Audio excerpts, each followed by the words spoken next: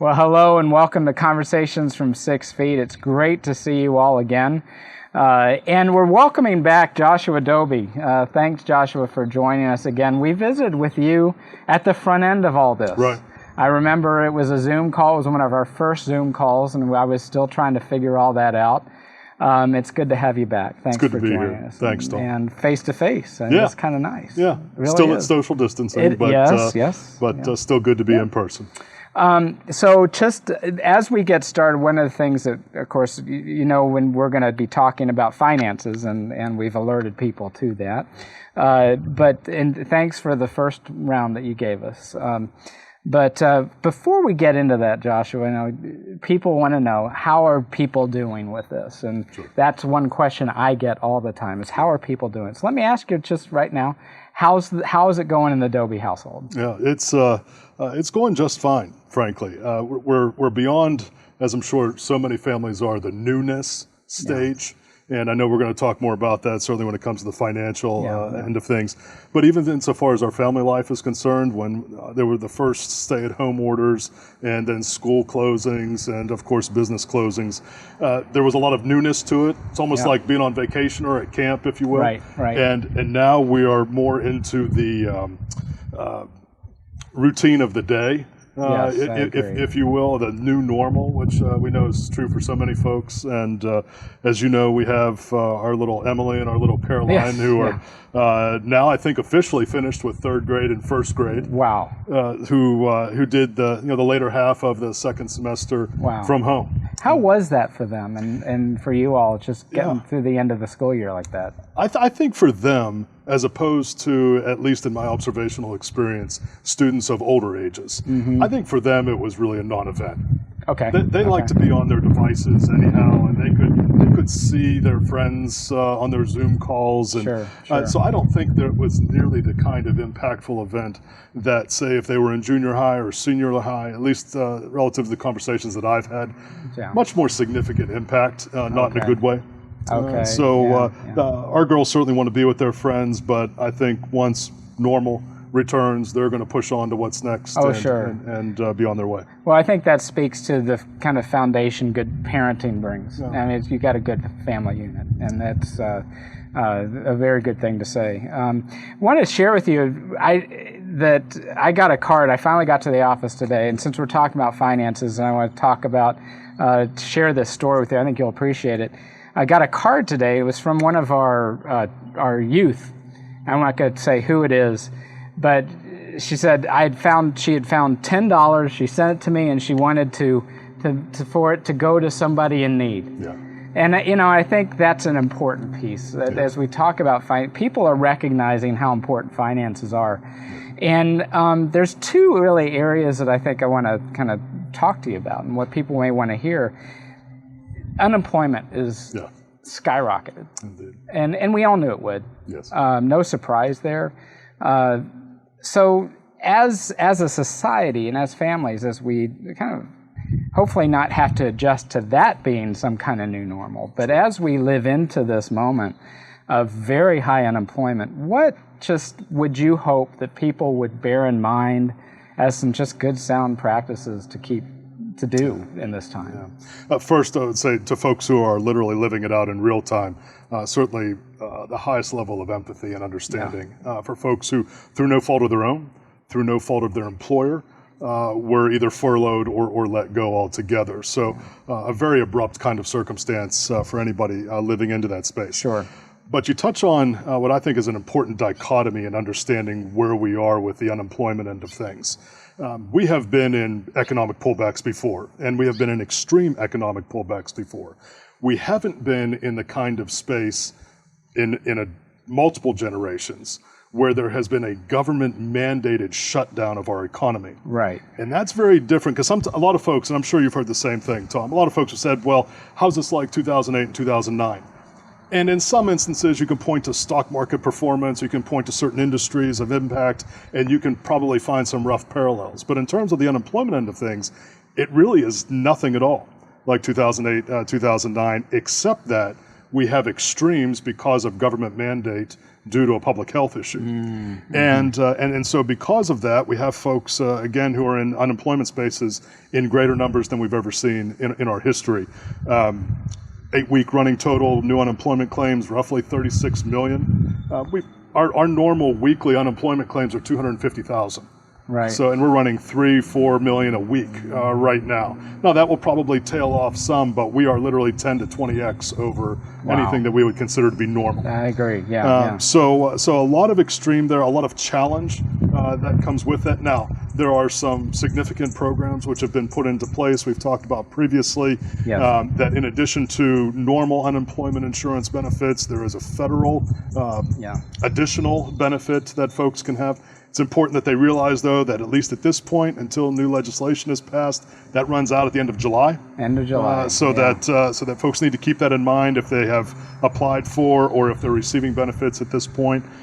So there is some new additional relief out there, but it's important for folks to understand there's a line associated with that, and they need to be mindful of that in their planning. Thanks for that. And I think there's a lot of concern about all this. Sure.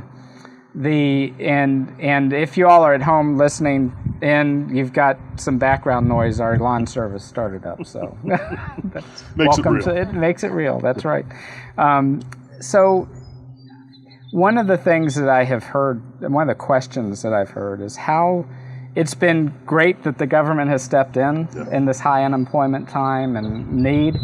But what's the long-term impact here? And you don't have to answer that, but I do think that's something that is on people's minds. It should be. And understanding there are immediate kinds of things to which we are literally using all of the tools in our toolbox economically and financially that we can now for the obvious reasons. But there are long-term ramifications. We don't have to go any further than the federal debt. Because if folks are curious or maybe don't know about from where all of this funding comes, well, it's unfortunately not because the federal government is sitting on a real big piggy bank. That's right. This is being funded almost exclusively by debt. The U.S. Treasury announced in a somewhat quiet way 2 weeks ago about their issuance of bonds, which is a translation of taking out a loan to the tune of about $3 trillion. Which by times 5 is the largest they've ever done, including 2008, 2009. So there is an economic reality to this. Now, the folks on the you don't need to worry about it side say, well, they're doing so in financing at rates that are the lowest that we've seen in almost 60 years. That is true. But just like a mortgage or just like a car loan, even if you're paying 1%, at a certain point you do have to pay it back. You have to pay, And so that is a little bit further down the road. It's not the immediate, but we're going to need to give some attention to that, especially when you couple that with some other major league issues which are out there, most especially just general entitlement programs. Yeah, and it's going to be, I think it's going to be interesting to see the politics of how all this shapes out. Yes. And by interesting, I don't mean fun. No. I think we're into some seasons here of some turbulence and watching people duke this out. Let's go to something that's another that is also, and it's kind of hit last week, as we all talked about. There's a possibility of resurgence, and thinking in my mind, I'm thinking, okay, well, late fall. But the reports starting to come in from Russia, China, Lebanon, Philippines, South Korea that resurgence has already begun. So not panicking. We all know it's going to happen. Right. This first wave kind of hit us by surprise, and we were caught off our feet. We won't be caught off our feet, I hope, for when a resurgence happens, whenever it happens. What are, again, just very basic, because I know that you have a lot of different thoughts, maybe to shrink those a bit. Sure. What would be some basic principles that we want to make sure that we're watching out to do as we prepare as a society for a possible resurgence? Yeah, and that really is, from a modeling standpoint, one of our primary things that we're doing right now professionally. Because the surprise element is understandable, but assuming that we have some level of resurgence in whatever way, shape, or form, not only here in North Carolina, but around the country, the surprise element shouldn't be there. So what does that mean then? frankly, what we're telling folks to do is to plan conservatively. Okay. And literally live out, because now they've been able to experience it, what does it look like if we get a reopening and then another shutdown? Sure. And what if that shutdown is more restrictive than the first one, which, again, I'm not wanting to be doomsday by any stretch, but that is a possibility for any number of reasons. So how does that look then? How does it look if instead of a recommendation of a stay-at-home order, it is a required stay-at-home order for 30 or 60 days? And begin to think through how your month looks. You know, think about the kinds of things. Sure, there are basic kinds of things that you need, but how will you appropriate your day? And there's a whole psychological pathway that couples with the financial aspect of just understanding how that moves. Another thing that we've recommended to folks, because a lot of folks, as we were talking about, who are on unemployment, are actually receiving more on unemployment than they were receiving when they were at their jobs. Wow. And we could talk about the ethical aspects of that relative to finances at another time. But if you're in that kind of space, take advantage of it and save the difference. I think that's very good. That's great counsel. It's because we talk with a lot of folks who are, it's like a windfall. And there's nothing inherently wrong with that. The system's a broad-based sword. It's not meant to be surgical. So it kind of does a one Band-Aid size for everybody when it's trying to fix, from the U.S. Treasury and from the IRS, a large problem. But if you're in that kind of space where you have a windfall, save it for the kinds of things that we're talking about here. So that if we do have that kind of space, I don't know what kind of unemployment benefits there will be there. Perhaps you have a little nest egg set aside where you can help yourself. Okay, yeah. And so often, though, people today, Joshua, you know, they're living paycheck to paycheck. Very much so. Yeah, very much so. Is there any way, I mean, as families who do live paycheck to paycheck go through this, I can't imagine the kind of trauma that's in their mind right now. Absolutely. Thinking through what they have to do. And have you any words of counsel to that kind of situation? I do, and it's really out of an experiential kind of space because of some things that folks I know have literally done.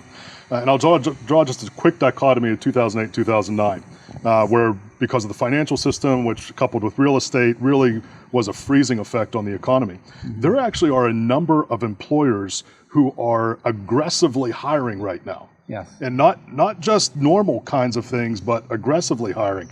I mean, I'll just draw out a couple of names because they'll be names that everybody knows. Amazon. I mean, all you have to do is look at the number of trucks that are on the streets right now. There always are a lot, but now there are exponentially more. Yes. And so Amazon is hiring almost nonstop. Our drugstores, so you look at a Walgreens or Rite Aids or similar kind of spaces, again, hiring almost nonstop. CVS right now. Other kinds of things which are connected to more of what sometimes folks are describing now as a stay-at-home economy. They are hiring. So if you're in a space where you've been let go, and if you're in a space where perhaps you're getting to the end of unemployment benefits, or if you're just looking for the next opportunity, we're encouraging folks to look in those places. Might be a little bit outside the box, but those kinds of opportunities are there in ways they weren't over a decade ago. This is an out-of-the-box time. I really think that you phrased it well there. So, well, listen, Joshua, thanks. I will say, appreciated the feedback on these conversations from 6 Feet. Joshua, the only negative thing that I got last time was that they had wished you'd given some stock advice. I don't think we'd get anything like that now. No, not here either. But from a planning standpoint, to what we've discussed, it's important, and this can be a time to do that. Reevaluate your plan. Right. Understand if it's a new normal and a new reality.